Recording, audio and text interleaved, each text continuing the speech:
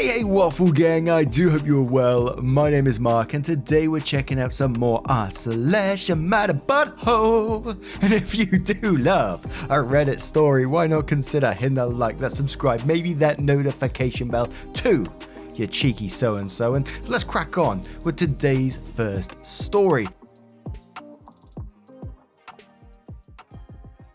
Now, today's first story comes from Appropriate Skill 32, who asks, am I the arsehole for not giving my sports cards back to my dad after he found out how much they are worth? I, 19 male, was gifted my dad's sports card collection for my 18th birthday. He had boxes of them from when he was growing up. I started looking into how you could get them graded. I finally shipped the best ones out a few months ago and just got them back last week. I was happy to see how highly some of them were graded. I researched what these cards would go for and my jaw dropped. This money would help me pay for college and I would still have a decent amount left over. I was visiting my parents and my dad mentioned something about those cards. I made the mistake of saying how much some of these cards are worth. He didn't have much of a reaction that night. The next day I get a long text from my dad saying that he gave it some thought and wanted his cards back. The money would help him and my mum pay for their dream vacation. I thought it was a joke, but he was serious. I told him sorry, but they were a gift and I intended on using this money for college. Since then, I've been getting hurtful texts from my parents telling me how selfish I am. They said I'm an arsehole for wanting to sell these cards because they were a gift, even though they would do the same thing if I gave them back. I planned on getting my dad a cool gift for his birthday with some of my money, but I'm starting to think he doesn't deserve anything at all. Am I the arsehole? Now, I'll start off straight away on this one. I don't think you're the arsehole in this situation simply because they were gifted to you. You went to the effort of getting them graded and found out how much they're actually worth. And, I think if I was in the parents' shoes and I found out, my child was going to be paying for their college, I'd be hyped up for them knowing that I helped provide that in some sort of way, I'd be very excited for them. But I also would be hurt if my parents started sending me hurtful texts saying how selfish I am and stuff like that, when they gifted these cards. And part of me, like in another scenario, they weren't so demanding, they weren't calling you selfish, and they were excited for you to find out that you had just found out these cards are worth a lot of money and they're going to pay for your college. Myself, and if it was my parents, like if I was in that situation, I think I would look to maybe provide them a little bit of money back, obviously depending on a lot of things, and I'm not saying that's what OP should be doing in this situation because it's completely different to my dream scenario here in my head. And it's very much from a me point of view and how I would feel about it, I think. But I think OP's doing what's right for them in this particular situation. But Boston says, not the arsehole. They were given to you and your college education is more important than their dream vacation. Brown Sugar Bear replies that saying, completely agree. Go to college, OP. That's incredibly selfish of your dad to demand it back when you're putting the money to something educational, especially considering he didn't bother doing the legwork of finding out how much they were worth to begin with. Not the arsehole. Warhog Icy says, I say not the arsehole. Originally I was a little wary, thinking that he wanted you to keep them and hand them down if you have kids, because they meant a lot to him. When you said he found the value and wanted to go on a dream vacation, I changed my mind. I think college is more important than his vacation, but it also sounds like they're trying to manipulate you to giving the cards back by saying they were a gift not to sell, when he already said he wanted to sell them for a vacation. Alex says, not the arsehole. Honestly, dude, isn't much of a dad if he doesn't want to help his kid. Personally, if I knew how much the cards were worth, they would have already been sold to pay for my kid's college, but that's just me. Broken Mia says, not the arsehole / everyone sucks here. Once a gift is given, the gift is no longer the giver's. However, in this instance, they could technically sue you to recoup some money if they claim they had not intended to gift you that large a gift. It would be an arsehole move, but... Kells Bell says, I think it's a soft everyone sucks here. It's greedy of you, in my opinion, to keep all that money for yourself, knowing that your parents had no idea what they were giving you. If it was me personally, I would split it with them. They suck for demanding all of that back and not offering what I just said. They're your parents, not some random person. You will completely ruin the relationship with them if you don't compromise. If this money is worth that to you, then go on, but don't be shocked when there's nothing left between you all. And one more comment from Man of Legacy who says, not the arsehole. Sadly, your parents have revealed they are the arseholes. Explain to him they were given it as a gift and you are not returning them. Please make sure you secure them because I wouldn't put it past your dad to try to reacquire them. I wouldn't give him a really cool gift with the way he's been behaving. In fact, the question of low to no contact might be in order, possibly blocking them if it continues. Hang in there and good luck. So it seems almost like it's a unanimous not the arsehole with some everyone sucks here. First of all, thanks to the majority of the people saying I'm not the arsehole. There were some everyone sucks here and a few you're the arsehole sprinkled in, but thanks for the input. I didn't want to lose my relationship with my parents over this, so I decided to compromise. My idea was to keep the cards and handle the sales myself. However, I would communicate each sale with my parents and come up with a fair split to pay for college and their vacation. I told my parents we could meet up on Monday and discuss this situation. Unfortunately, they continued to harass me over the days leading up to our talk. Apparently, having to work on Mother's Day was just an excuse by me to avoid talking to them about the cards. By the time we met, I was pretty tired of their shit. I could be the arsehole for this, but I decided to test them. I lied and told them they could have the cards if they paid me back the cost of getting them graded. When I told them the price, they didn't believe me. I was accused of lying to get more money out of this. I realized it wasn't worth proving it. They wanted everything and there was no compromise to be made. I told them not to contact me and I'd only be around to see my brother and go to other family events. So, that's how it went. Glad they care more about money than me. I've been trying to keep it together, but it's been hard. Thankfully, my girlfriend has been around to comfort me. She's the best. Maybe I'll use some of that extra money on a vacation for us. Haven't heard anything from other family yet, so I don't know how this is all gonna play out. Guess all I can do now is work on getting these cards sold and hope for the best. And I just find this afterwards incredibly sad, that these relationships have been damaged again over money. I go back to what I said in my comment, in that I found out that my child has received something from me that's paid for their college. Holy moly, I'd be excited, and to me, again, that's worth so much more than, a dream vacation. I provided something that's life-changing for my child. That would be absolutely an amazing feeling, I think. But again, it's turned into a sad one. What do you guys make of this one? What would you have done if you was an OP in this situation? Let me know your thoughts in the comments below, and let's move on to another story. And got a bit of a random one for the next story. It's from Redneck Lesbo, who says, just found out my wife was married as a joke in Vegas in 1997.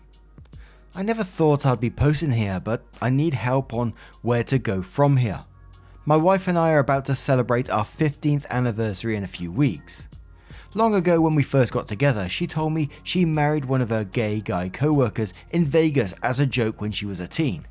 Honestly, I thought she was full of it and that it probably wasn't anything legal anyway. Well, now, I read another post on LA about a guy who might have gotten married to a stranger in Vegas.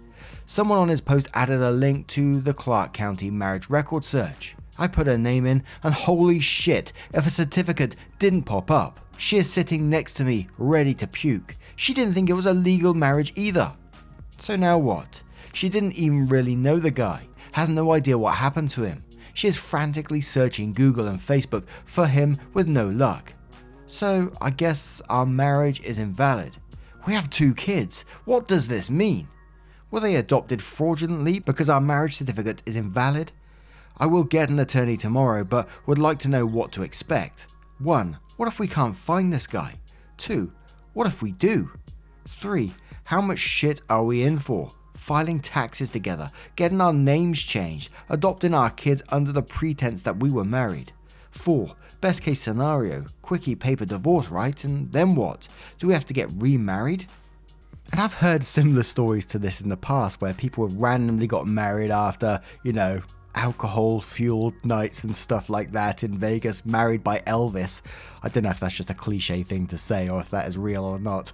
But I remember a documentary some years back, I don't know if it was Louis Theroux or it might have been some other random person, where people were turning up at this chapel, and I think it was like an Elvis there, and there was like a queue of people getting ready to get married. I mean, it was a wild situation, but Glorificent says, first step to solving any problem, don't panic. Step 2, find the husband. There should be sufficient info on the marriage certificate to track him. If he's dead, no harm, no foul. That ends the marriage. If you find him, step 3, have them file to annul. Annulment is the same as never happened. If you can't find him, which in 2019 is unlikely, step unilaterally files to annul. Opie replies saying thank you for this. He has a very common name and she can't remember what he looked like, so we aren't having luck on Google, Facebook, LinkedIn, etc. It is entirely possible he is living in Mexico now as well, as she thinks he may have been a Mexican national. We have a really good attorney who handled portions of our adoptions. She does some divorce law too, so I'll be contacting her in the morning.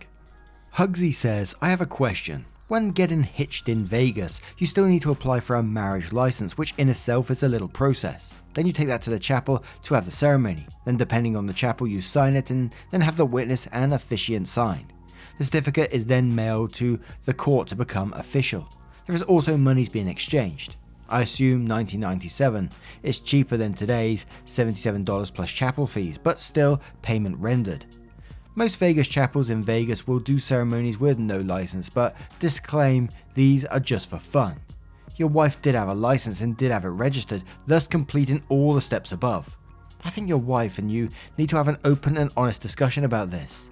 There are quite a few steps that appear over the level of just a joke. It sounds like you were there to support her, but maybe getting all the details out could also help with the search. And Opie replied saying, I understand this and neither of us know what happened. She doesn't remember much of anything, so I'm pretty sure she had to be quite drunk. We are anxiously awaiting the marriage license. On the Clark County website, it does indicate there is a certificate that was issued on one date and recorded on another. I'm pretty sure it's real. And we do have a couple of small updates to this, which we're going to cover straight away. We just finished up with our initial meeting with the attorney. We all agree that we're going to try to get an annulment. The guy has such a common name that it's going to be close to impossible to find him. They will do a search, followed by a publication. Then the petition for annulment will be filed. Annulment is best case scenario because it will be like it never happened and we can go about our lives. He thinks she has a good chance of it being approved since they never lived together, filed taxes together, or even consummated the marriage. The tricky thing is, if the judge doesn't approve the annulment, because of our marriage, adoption of our kids, tax filings, etc., we might be in a world of shit if she has to file for divorce. Let's hope it doesn't come to that. I'll update again when it's over. And then, a few months later, came back with, I had such great feedback from my previous post that I wanted to give an update. Court date for the annulment was today, and the judge granted it. That means it's like it never happened and we can go on with our lives. It would have been a nightmare if not granted because our marriage wouldn't have been legal and it would have had major implications on the adoption of our kids and even filing of our taxes. Luckily, all is well. As for the original wedding, we managed to track down one of the witnesses to the marriage. He was able to tell us that Elvis married them. Who the F doesn't remember that Elvis married them? And it was a double wedding. My wife and her girlfriend each married one of the couple of gay guy friends. They never imagined 22 years ago that gay marriage would ever be legal, so marriage was like a joke to them. Why they did it, I have no idea, but the other two are still married and don't seem to care since they are still friends. Anyway, that's it. Thanks for your help and the laughs. You say you have no idea why they did it. I can give you one reason why they did it. Alcohol. And you went in to say it was a double wedding, so out there somewhere, there's still this other couple that's married. Holy shit, that's going to appear on Reddit at some point as well. But oh my word, what a hullabaloo. Let me know your thoughts on this particular one. Has anyone else been married by Elvis here? Let me know your thoughts in the comments below and let's move on to another story. And our next story comes from Anti-Crypto Bro, who says, am I the arsehole for making fun of my brother-in-law after he lost a shit ton of money investing in crypto? So, my 27 male, sister-in-law's husband, 31 male, is a piece of work. He's a bit of a braggart and gets off on boasting about his money and the things he bought with said money. Me and my wife aren't exactly struggling, but we are not as well off as them. Every time we visit them, he'll pull me aside to show off whatever new gadget he bought. Whenever we go out to dinner with him, he'll insist on paying in the most condescending way possible. He'll also try to give me financial advice, which is just annoying. My wife doesn't like him, but she puts up with it since she's very close to her sister. I'm kinda close to my wife, so I put up with it for her. So he got into crypto a year ago, and shortly after NFTs. I work in finance and have learned a decent amount about crypto. I'm not some expert, but it doesn't take a rocket scientist to see how it's a Ponzi scheme. When he brought me this advice, we argued on it. He accused me of not wanting to give my wife the life she deserves. He also said that this was going to make his family millionaires and called me naive for not wanting to join in. I don't know if you've all been watching the news lately, but a lot of cryptos aren't doing so hot. We hosted them for dinner with them last night. It was awkward. There was some tension there, but I really couldn't tell why. In a period of silence, I asked him, "So you're all millionaires yet?" In that moment, my wife's sister put her head down into her hands and was in tears in seconds. Her husband explained he bet money they couldn't afford on various cryptos that crashed. He lost a shit ton of money and said unless they figure something out, they won't be able to stay in their house or pay for their 2 daughters' preschool. I was immediately met with a glare from him and my wife. I felt bad, but I honestly didn't know, and I wouldn't have mocked him. I knew he lost money, but I didn't know he was going to lose that much. On when they left, my wife accused me of being in a dick measuring contest against him and said I took it too far. I tried to argue that he started it and she told me I was being a child. Am I the arsehole? And we're going to start off with In The Box Already, who says everyone sucks here. It's perfectly fine that he's excited and wants to share his enthusiasm for something he thinks would benefit his extended family, but pushing it isn't cool. Making a comment like that also wasn't cool. It's not helpful in any way and will only bring up bad feelings. I also want to add, he didn't lose money unless he sold. Value of currencies go up and down. It's down now, but it was also down last May and bounced back. And one of them mentioned about the token or whatever they're called of Luna and said hope it wasn't one of them, and OP confirmed that it was one of them, and I think that's a big news topic at the moment. I don't get involved in that stuff, so I'm clueless about it. John Wayfarer says, not the arsehole, imagine focusing on gambling over your family. Yes, gambling because he used money he couldn't afford to lose. The number one rule not to do. And on an incredibly volatile, illiquid asset that basically can't be hedged to protect against downturns. What a moron. Keiko says, not the arsehole, just poor timing with a bad joke, which made you look like an arsehole. I think you should call your sister-in-law and brother-in-law and offer an apology that you didn't know the situation they are in and that it was a bad comment made at the wrong time. To which Freebuild replies that saying, hey, I'm very sorry about what I said last week. It wasn't meant to come across as mean or petty. I swear I had absolutely no idea that you were that dumb and ruin yourself with stupid investments. And now I'm going to turn this one straight to you guys and we're going to move on to another story. Follow me, guys. The next story comes from AnyBudget4892, who says, am I the arsehole for being angry my daughter was allowed to go camping instead of attending my wedding? Been divorced for 4 years. My ex-wife has remarried and moved my daughter, 13, to live with him. My ex has primary custody. I have July and alternating school breaks. I got engaged early this year, and for scheduling reasons, our first date choice was mid-May. I called my ex and asked if my daughter could skip school Friday and come for the weekend. My ex said it was up to my daughter. In March, my daughter visited for spring break, so while she was here, my fiance took her out to an expensive afternoon tea in our city and told her about the engagement and asked her to come to the wedding. She said yes. 2 weeks before the wedding, she tells me via text that she's changed her mind and doesn't want to go. I call my ex, who claims ignorance but says it's her choice and she's not going to force her. My daughter claims she's no longer interested in it. I didn't want to force her, so let it go. My then fiance was disappointed because she wanted to have my daughter and our daughter together as flower girls, which I had explained to my daughter. I tried to FaceTime her in the morning of the wedding, but she didn't answer. She finally sent me a thumbs up on Sunday, and that was it. Yesterday, I'm on Facebook and I see that her stepdad posted a few pictures of the two of them on a camping trip all weekend. I'm positive it was the same weekend because it explains why she didn't text me. I called my ex-wife and say, what the fuck?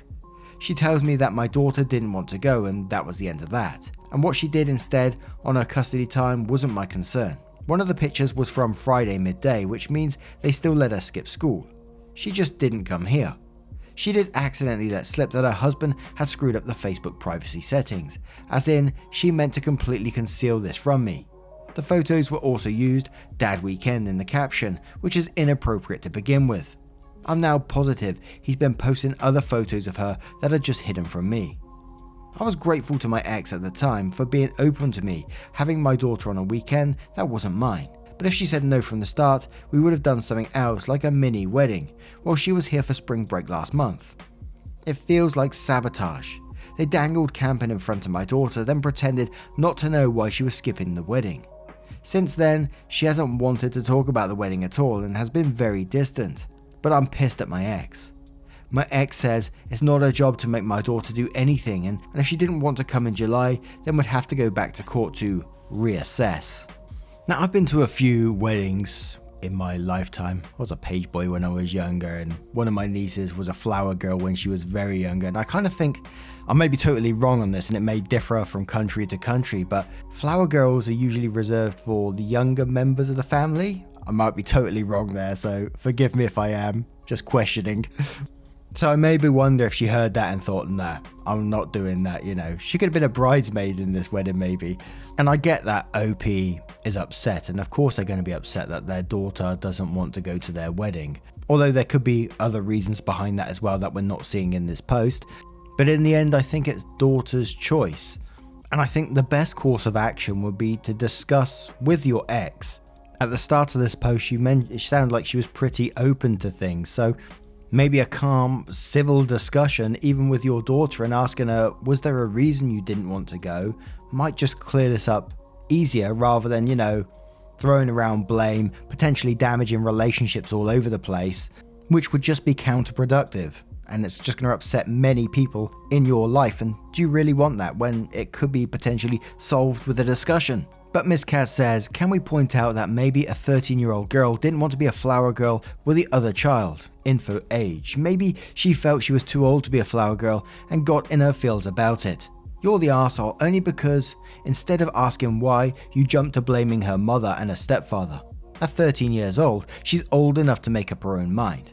5-1, something about going to upset her, so they decided to make the weekend about her. Or maybe she wasn't happy with the idea of you getting married.